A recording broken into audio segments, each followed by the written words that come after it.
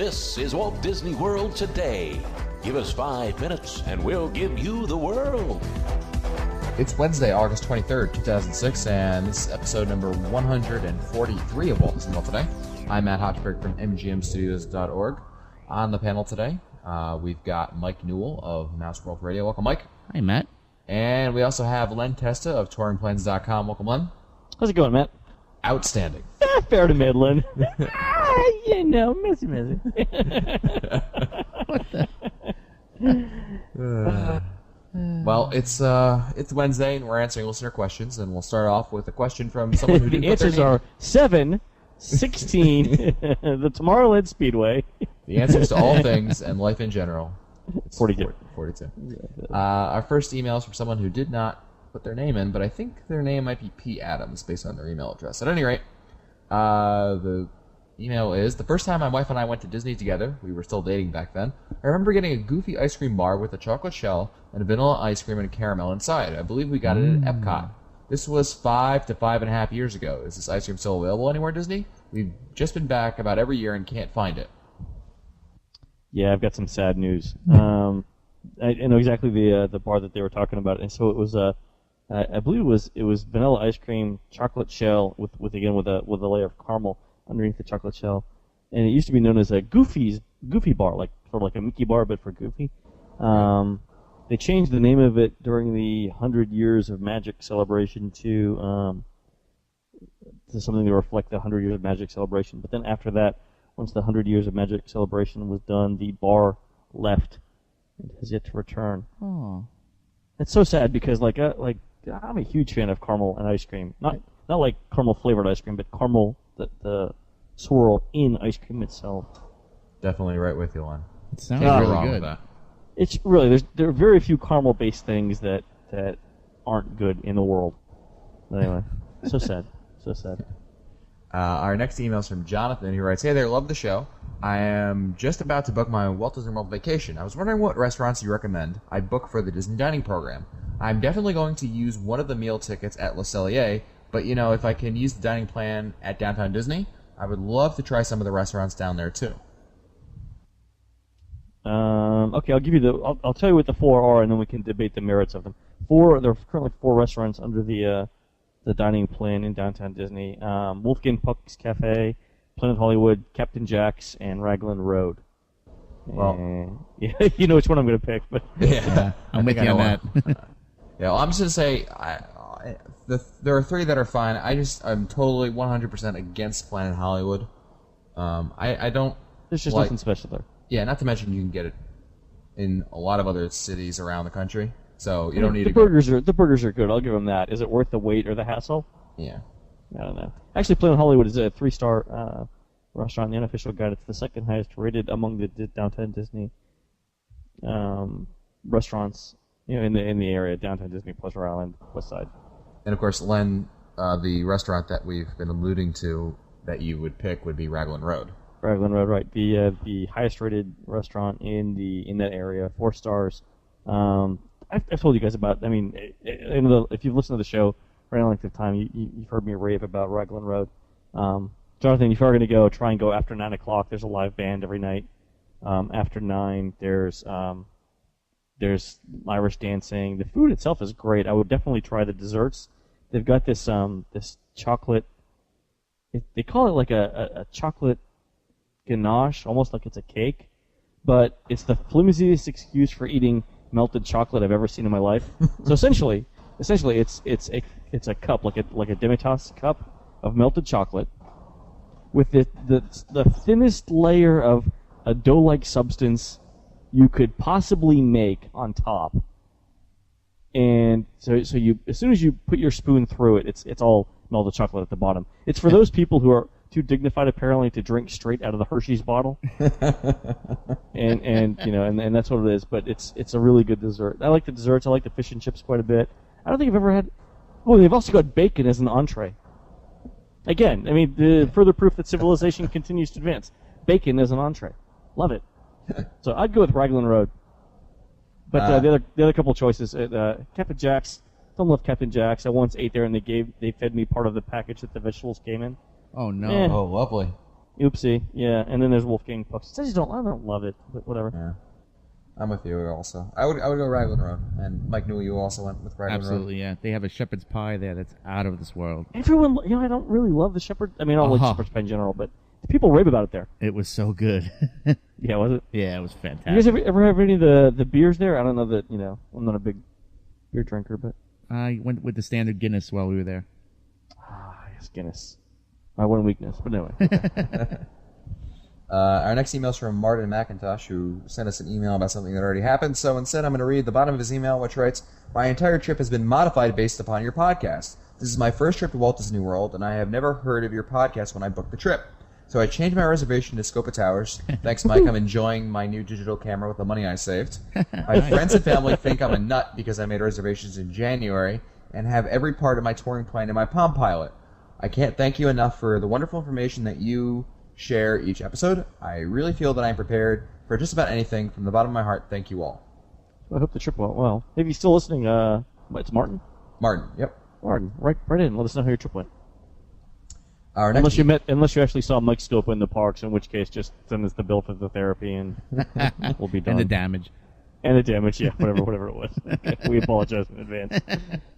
Jason from Chicago writes, "Hey gang, I recently discovered your podcast from a commercial on MouseWorld Radio, and it's great. It's like the unofficial guide in audio form, and a great tool for trip planning. My girlfriend and I will be taking our first trip next year without our families, funded completely on our own, and had some questions." Jason's first question is, "I have heard that there is some kind of back entrance to Epcot in the World Showcase. Where is this, and how and when can I use it? I seem to recall it connecting to a resort. Can I just visit that resort?" Yeah, I think he means, just means the International Gateway, right? That's what I was thinking. Yeah, so there are a couple of ways to get there. Probably the easiest from a parking and hassle perspective is to park at the boardwalk and walk over. And Jason, the reason why I say that is that there's a number of dining options available on the boardwalk, and you could park there, grab something to eat, and take a leisurely stroll over to Epcot. You actually end up coming in to Epcot in World Showcase between between the United Kingdom and France. So, and you can rent strollers there, and you can pick up souvenirs, you can buy tickets, you can, I bought my annual pass there 1 year. I think my current annual pass is about there. Anything you can do at the front of the park, you can do there in terms of getting in. And plus, if you're starting like in the afternoon, and you don't feel like highing yourself all the way through Future World, an International Gateway entrance to World Showcase is probably a good choice. Jason also wants to know, "I know I can take a bus from my hotel to each park, but what mode do I use to get from Magic Kingdom to Epcot to the studios, Animal Kingdom, Magic Kingdom, etc.? When do I have to take a bus, monorail, or go through the Ticket and Transportation Center?" Matt, you know. Well, all the parks, I believe, have buses to other parks, hence the Right. park hopping option. So it's up to, for Animal Kingdom to say the studios, obviously you're stuck with the bus. If you're interested, you could take Epcot to Magic Kingdom or vice versa through the monorail. I would, just because it's cooler. It may take a little bit longer, Yeah, but the monorail through Epcot is pretty cool. I would say so.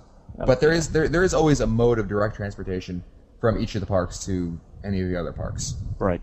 So you never have to worry about having to go to a resort or somewhere else and swapping or doing anything like that. It's fairly simple to do. Yeah, it's not bad. Our next email is... Oh, wait, hold on. So in a related theme, one of our listeners, Gabriel Rossman, the professor from UCLA, actually sent me a chart he had worked out from the unofficial guide transportation times. It was resort to resort. Like if you were staying at, say, Caribbean Beach and you did reservations at the Wilderness Lodge, using only Disney transportation, which is free, he worked out a method by which you could get from resort to resort using in the least amount of time using only Disney transportation. I'll have to post this on the website, and I'll do links to it. It's pretty impressive. Wow, no, forget the listeners. I want to see that.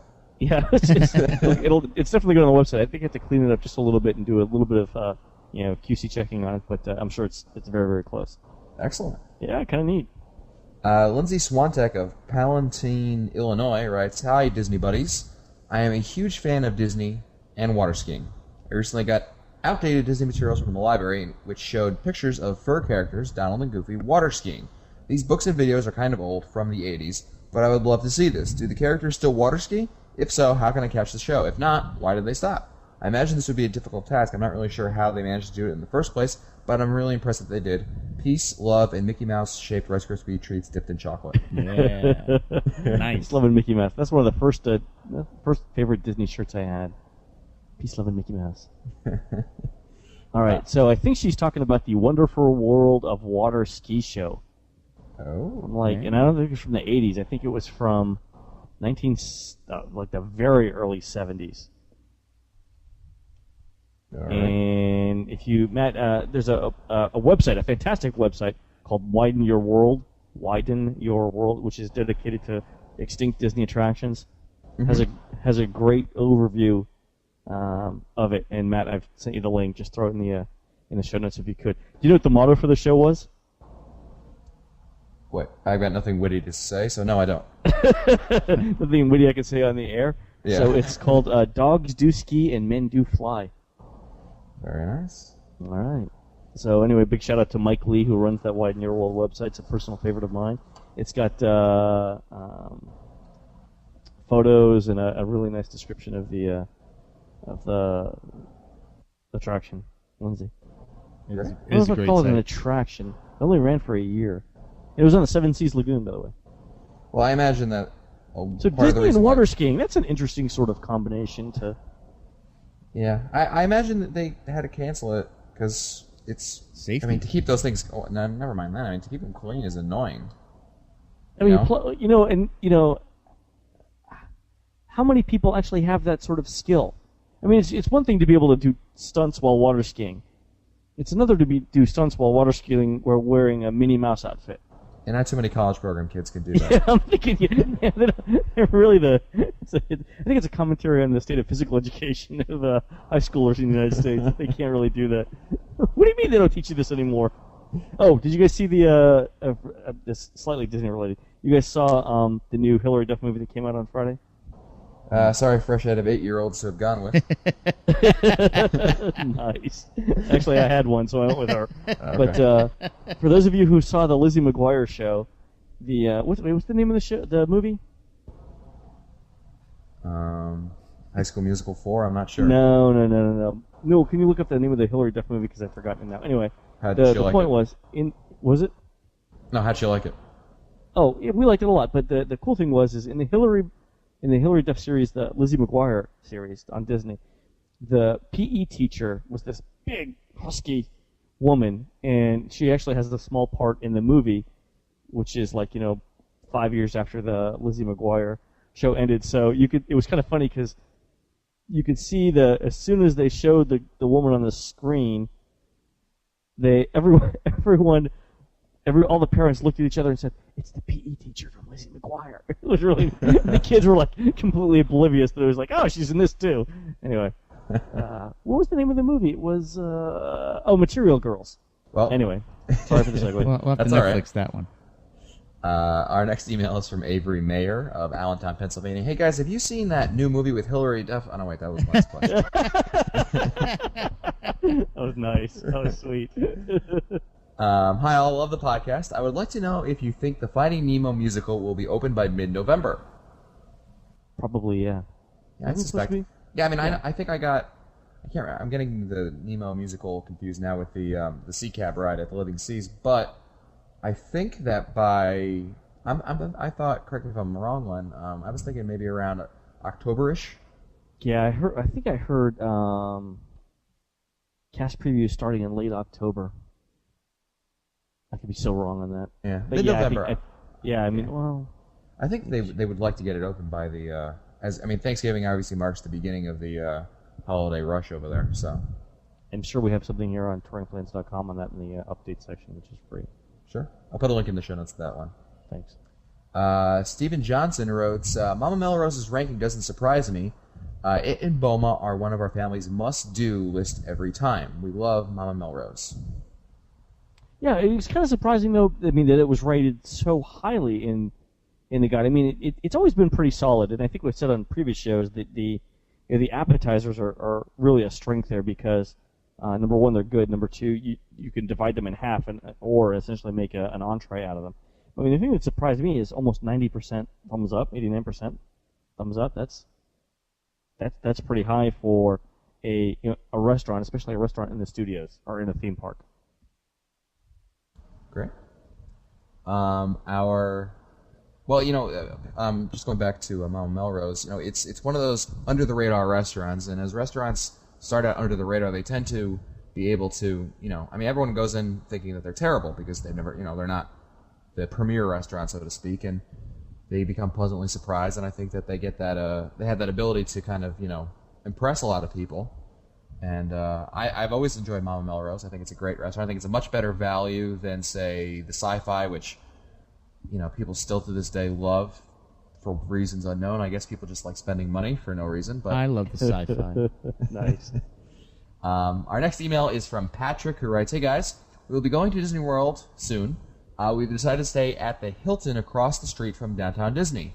I was informed that this hotel has the extra magic hours feature, even though it is not inside the resort per se. Yep. I was wondering if there are any other features, such as billing things to your room, sending purchases to your room, character meals, etc., that this resort has as well. And, of course, any suggestions on how to maximize our experience staying at this hotel would be appreciated. You guys have a great show. Wish it was longer. Keep them coming." Yeah, I don't think you can do the billing back to your room or the delivery, but definitely check the Hilton website. I don't think you can. They do have a shuttle bus service that isn't terrible. I've actually used this one before. Have you guys stayed there? No, I never. I've never stayed at the Hilton. I did the that one that got blown out by the hurricane that was closed for 3 years. Hotel Royal Plaza. There you go. That's my experience in the downtown Disney resorts. I found the bus service to be adequate. Yeah, the bus service at the it's not terrible. I mean, it's better than like the off-site hotels, right? Oh yes, yeah.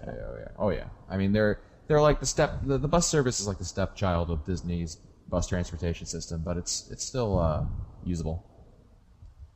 Yeah, the thing that I liked about the Hilton was they had a 24-hour convenience store, like a small mini mart type thing. The interesting thing was they had, this is odd, they had on sale at the same time Krispy Kreme donuts and Power Bars. Interesting. And they had them like right next to each other, like, you can grab 2 of each and sort of call it break even. They've also got, isn't there like a Benihana there as well? There's Jungle Gyms around there, I know that. Jungle Gyms is great. But yeah, they've got a Benihana. Well, the Jungle Gyms is across the, what do you call it? Yeah, Benihana's is there. I don't know if they do else. have Benihana.